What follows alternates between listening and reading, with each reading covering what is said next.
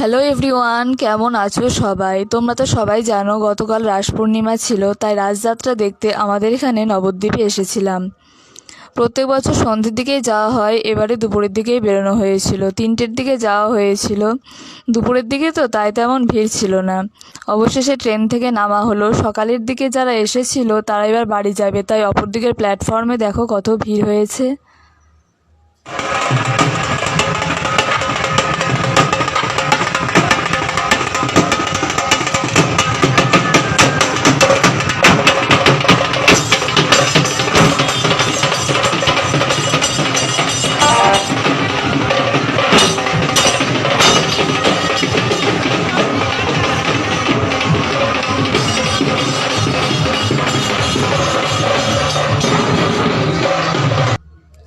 তোমরা যারা নবদ্বীপে আসোনি একবার এসে দেখে যেতে পারো, এখানকার রাসযাত্রা খুব ভালো হয়।